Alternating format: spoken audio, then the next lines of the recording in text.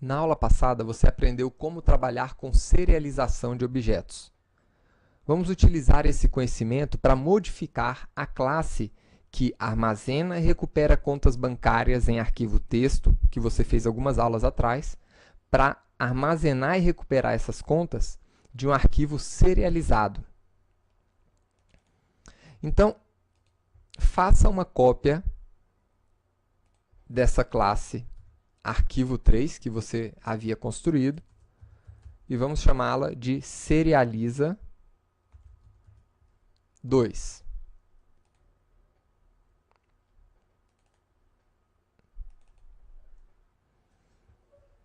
E aqui nós temos aqueles dois métodos, um que armazena as contas e o outro que recupera contas.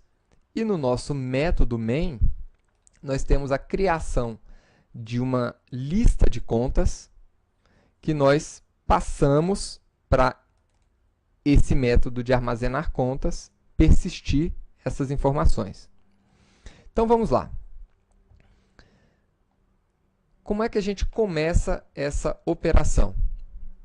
Então, o primeiro passo, nós vimos que para armazenar um objeto, nós trabalhamos com duas classes aqui, uma File Output Stream e uma Object Output Stream. Isso aqui para gravar o objeto. Então, eu vou copiar essas linhas de código e vamos trazer aqui para dentro do método armazenar contas. Então, está aqui. Preciso desses dois objetos.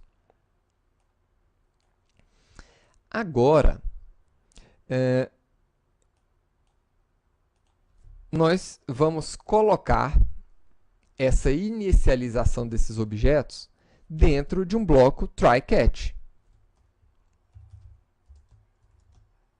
Então, vou colocar esse camarada dentro do try e o Object Output Stream dentro desse try em um outro bloco try. Pronto. Assim, ao final, os dois blocos serão fechados. E, por fim, a gente pode escrever o objeto write object aqui dentro. E qual é o objeto que nós vamos escrever? Eu posso escrever o objeto inteiro, o ArrayList de contas. Por quê? O ArrayList ele também é um objeto serializado, ou serializável.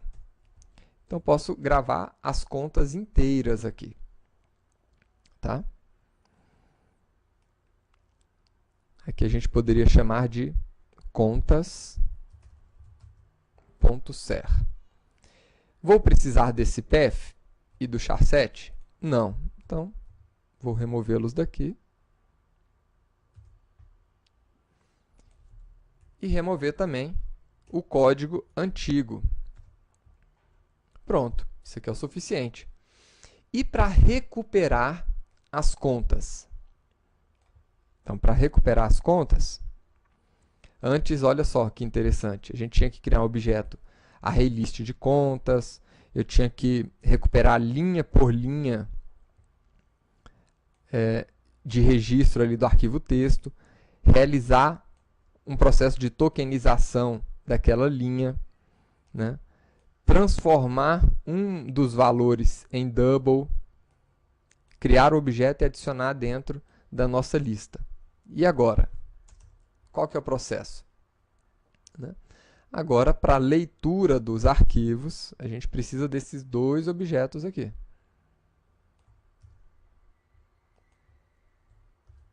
Um File Input Stream e um Object Input Stream, que eu também vou colocar dentro de um bloco try-catch. Aliás, só dentro de um bloco try. Cada um em um bloco diferente. Para quê? Para que ele possa abrir e fechar cada um desses objetos. E agora, para ler o objeto, eu chamo o nosso Object Input Stream .read object. E como eu gravei o objeto ArrayList inteiro, então eu posso agora simplesmente retornar esse objeto, né? Vamos fazer um cast desse objeto, que está sendo retornado aqui, e eu retorno ele diretamente aqui no nosso método. Olha como ficou mais enxuto, né? A implementação dessa classe. E pronto. Aí está.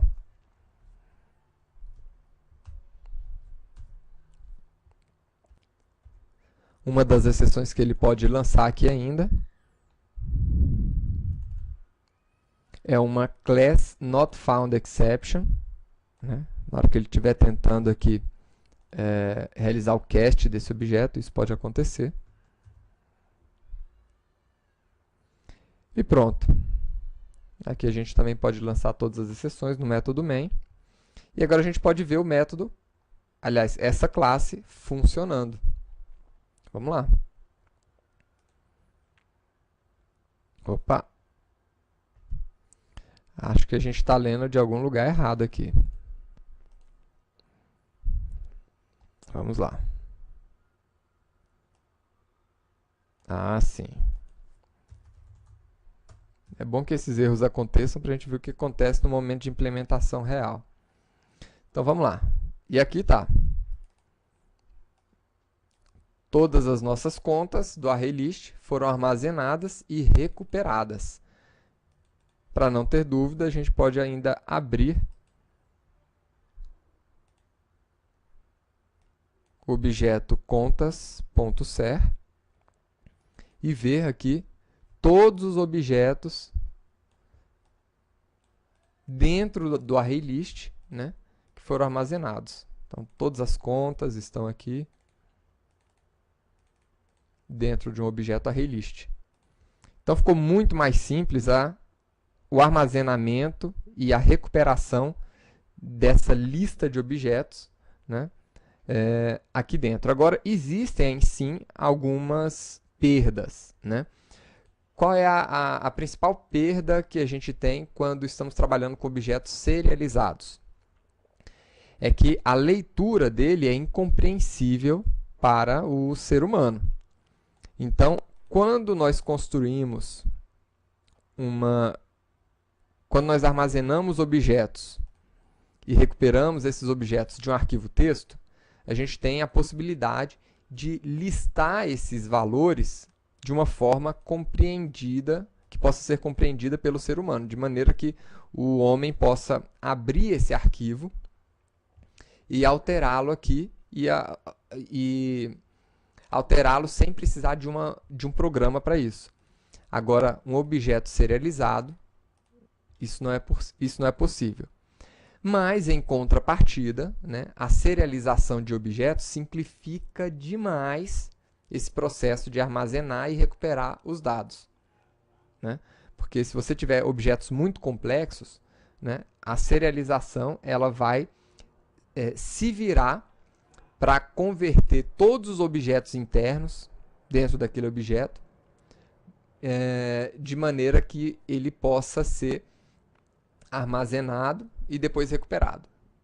E no processo antigo, a gente precisaria fazer isso por nossa própria conta. Então, espero que você tenha gostado de aprender um pouco sobre serialização de objetos e nos vemos na próxima aula. Até lá, futuro programador Java!